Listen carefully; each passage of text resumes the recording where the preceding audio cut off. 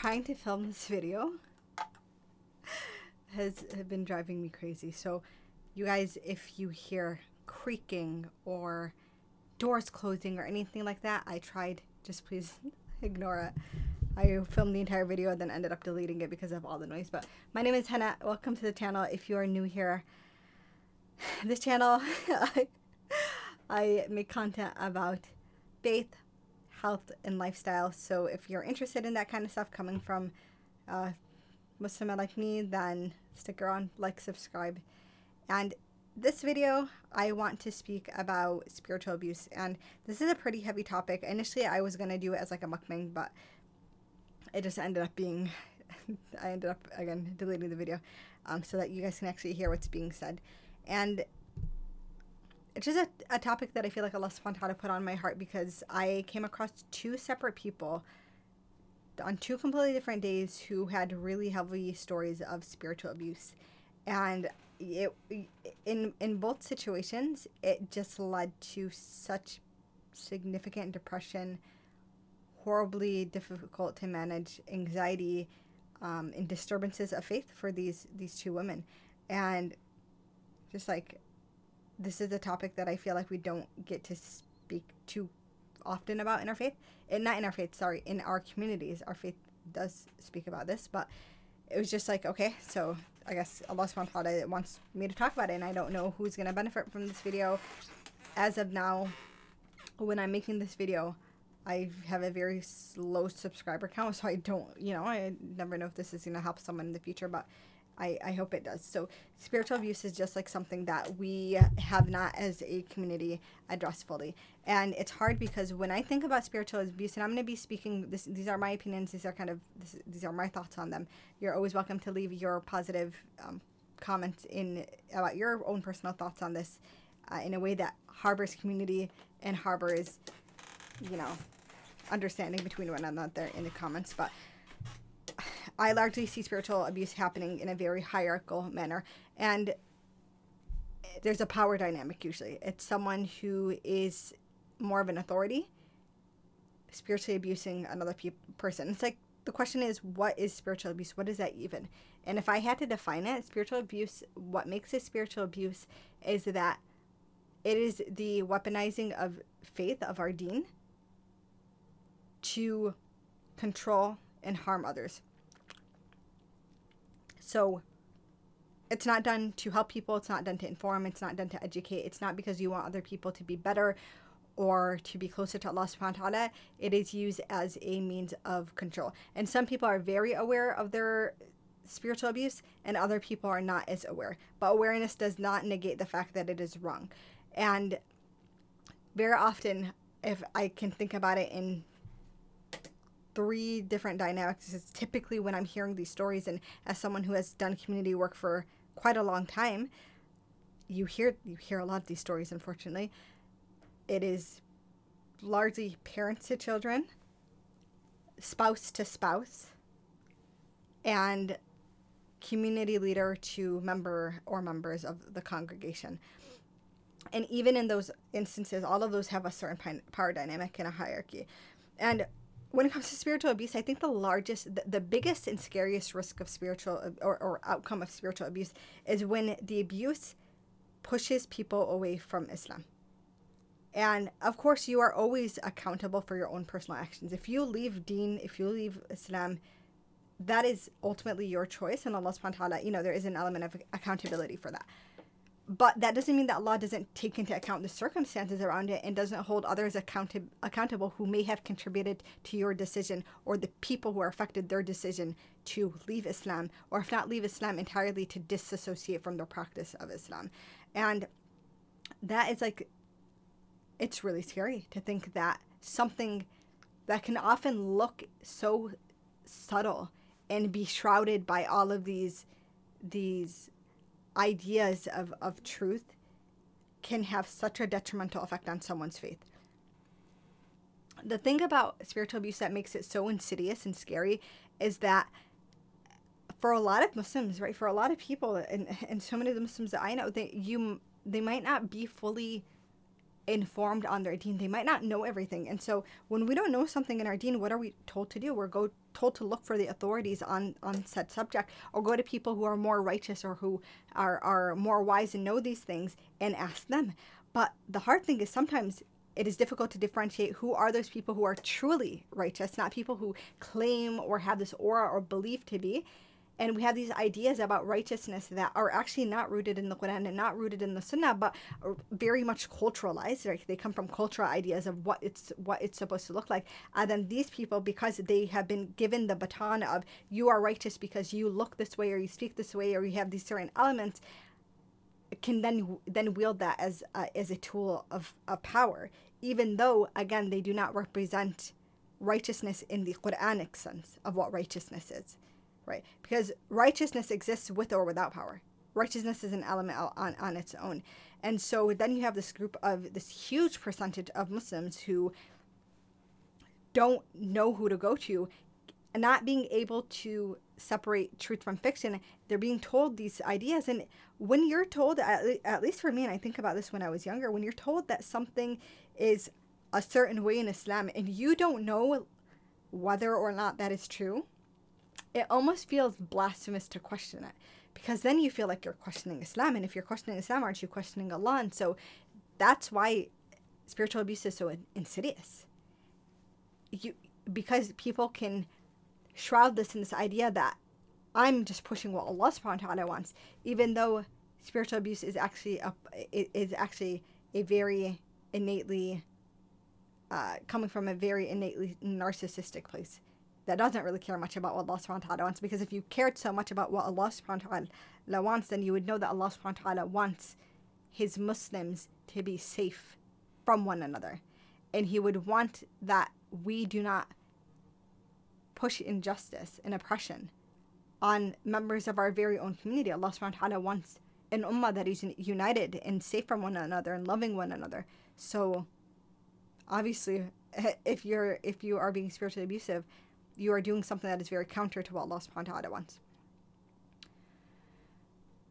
When I think about spiritual abuse in our community, it's like, why is it so silent? Well, I guess there's a lot of silence in the sense of when there's a power dynamic, immediately that complicates things, because now you have this person who is seen previously as an authority and someone's questioning them, and so that makes it difficult. And then also, obviously, when it comes to the power dynamic of situations of abuse where the person who's abusing is a community leader, when that comes out, that actually is very, at a community level, very difficult and can cause a crisis of faith for so many people.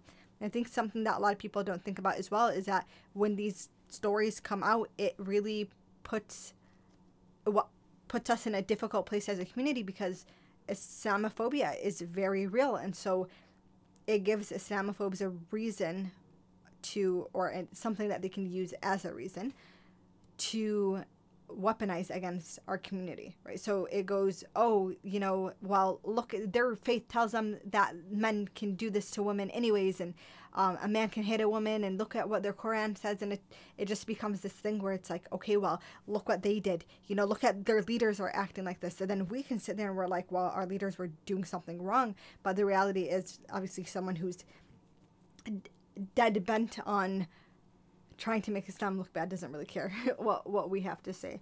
And so it's like, it's scary in that sense, and that's why it makes it so difficult to deal with. But then also there's a lot of shame and pain where a lot of people just don't want to share their stories about what happened, and so they would rather kind of internalize and then deal with it on their own. But then also, in addition to that, if someone does come out with their story of spiritual abuse, well, how often are they shamed for that, or are they told spiritually abused again, almost spiritually gaslit, I should say, where it's like, well, it's not, it wasn't really that bad, or that didn't really happen, or there's no way this person's a good person. And it's like, but here's the evidence. And even in cases where evidence was present, there, you can't fight the peanut gallery. At the end of the day, people are going to have their own personal opinions, and that can be very hard if you are the one who's abused and you're bringing the story out to light. It can be very hard to cope with people blaming you, right? That's in and of itself is very traumatizing, and so it's scary. I think about situations of very pronounced spiritual leaders who their spiritual abuse stories came out, and it was, the evidence was very clear of who they had spiritually abused. And in some cases it was their wives coming out and speaking about this situation. In other cases it was situations where all of the stories that I've come across have been male leaders. That's not to say that female leaders don't spiritually abuse, but we have an overwhelming number of male leaders in our community. So statistically, that kind of will shape things. But certain leaders who were having inappropriate contact with women, whether it was attempting to marry as a secret second wife, or situations where it was just straight up explicit conversation, explicit contact with someone that it was haram, in a way that was haram. There was no attempt to halalify it through marriage or anything like that. And I think it's disappointing because these are the people that we give our support to, and we spend time watching their videos and going to their seminars and learning from them. And they've done so much good in our community, and honestly sometimes built out institutions that were the pinnacle of what Islam in America is. But at the same time, it doesn't take away from the fact that they committed an act of really betraying the trust of the entire Muslim community, because they utilized the power that they had in spaces where we can, had a Muslim audience not been formed, had we not given the support to these leaders, well, they probably would not have been able to do the kinds of things that they do. And so it becomes a huge betrayal in that sense. And that makes it hard. The other thing that makes it hard is when we find out in these situations that there were other leaders that knew about this for a very long time, but didn't address it, or addressed it in a way that didn't fit the crime.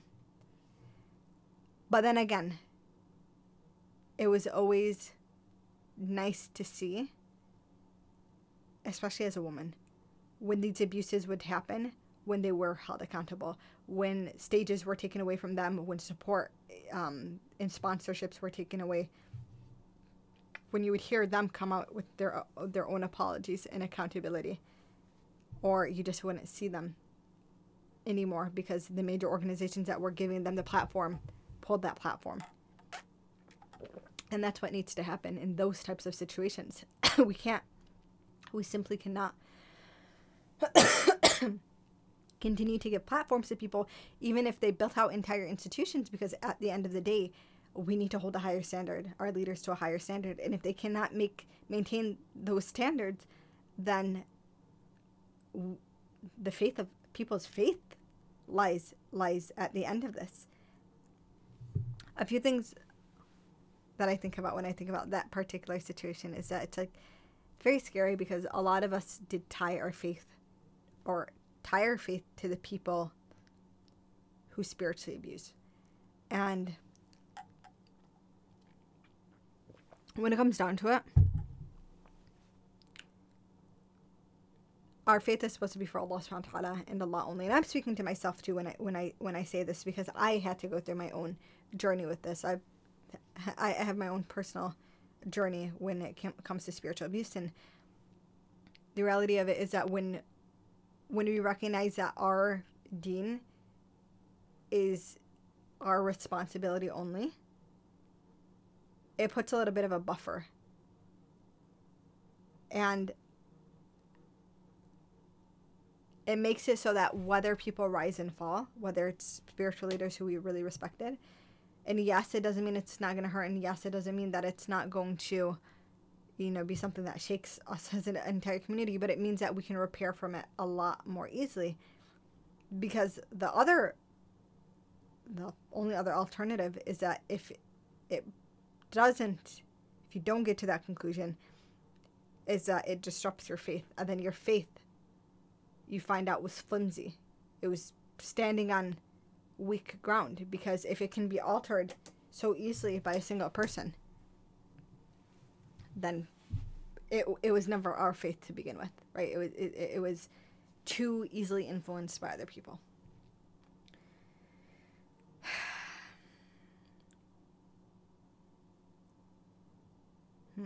Spiritual abuse is just, it's sad because like our deen is such a beautiful and pure deen, and to see people manipulate it and use it to their own advantage to hurt others, not caring about what the end outcome is going to be for those people that they hurt. That's scary. But when tools, let's talk tools.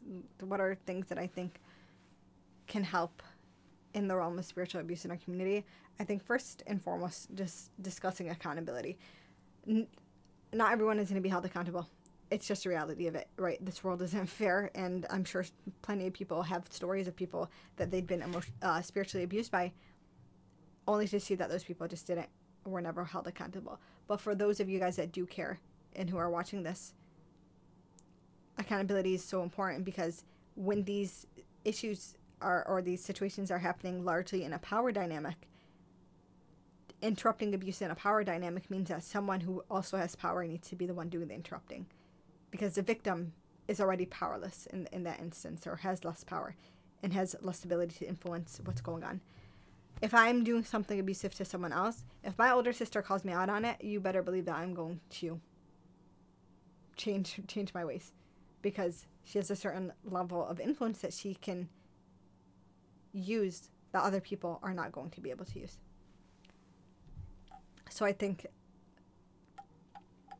recognizing where we exist in these power dynamics, and when we see spiritual abuse happening, being able to call it out if we are in that position to be able to, is really important.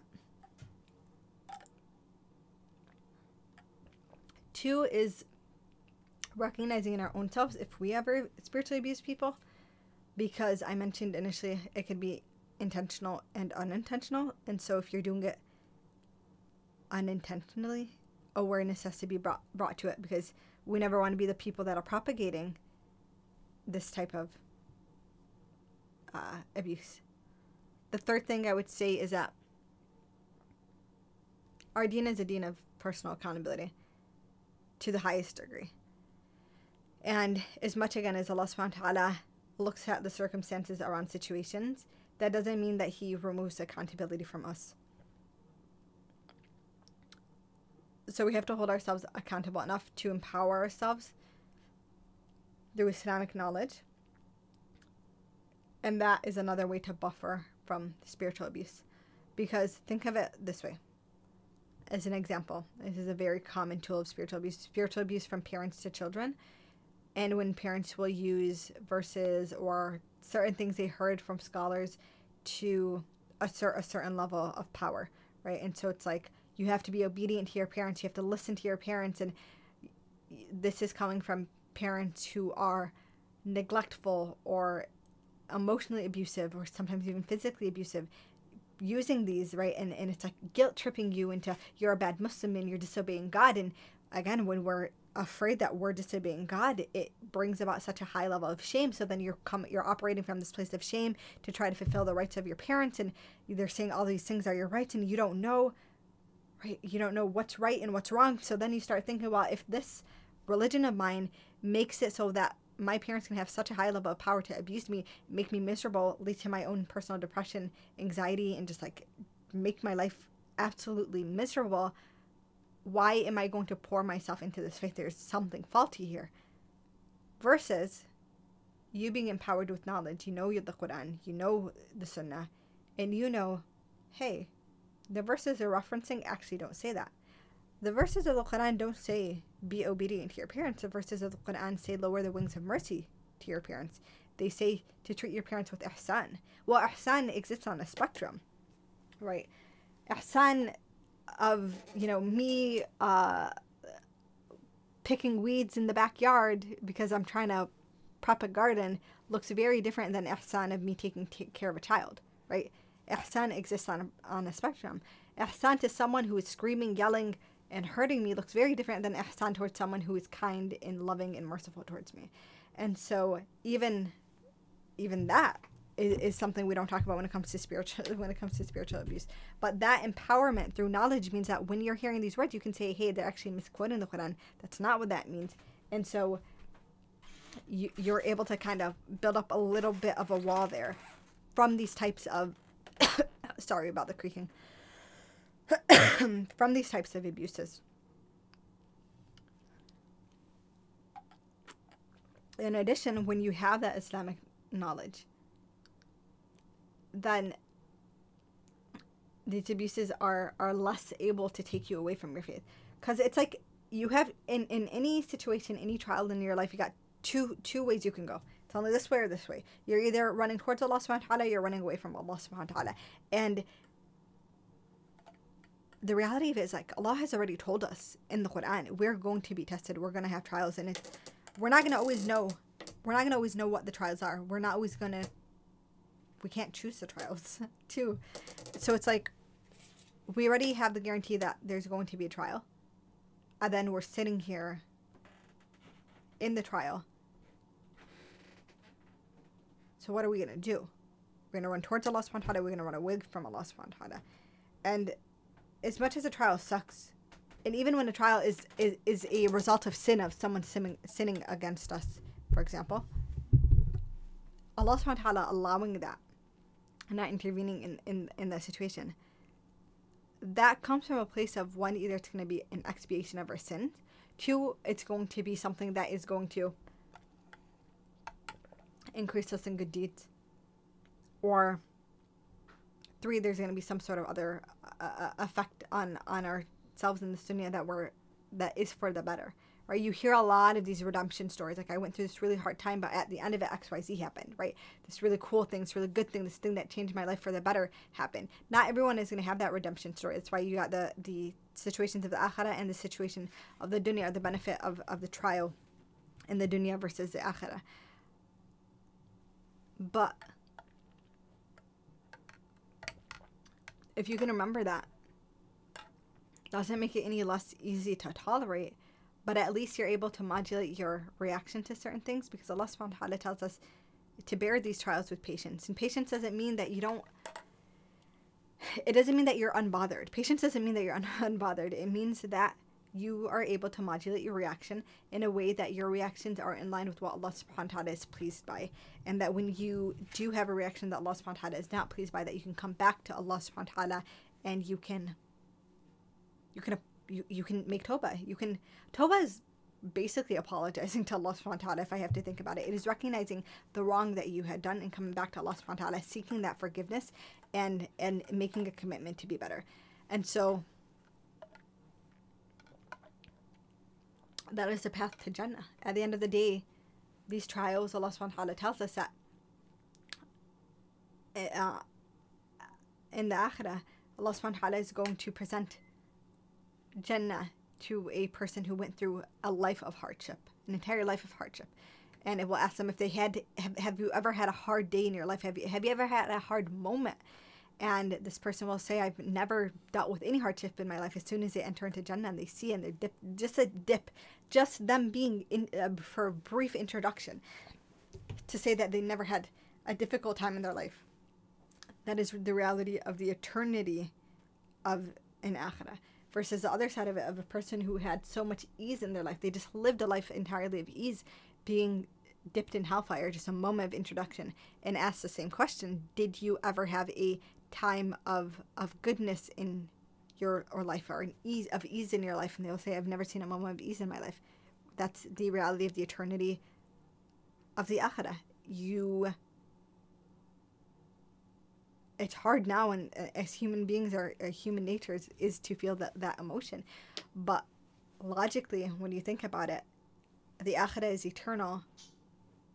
Our lives are just a blip of time in space. How many other people have lived before us and are no longer here? So,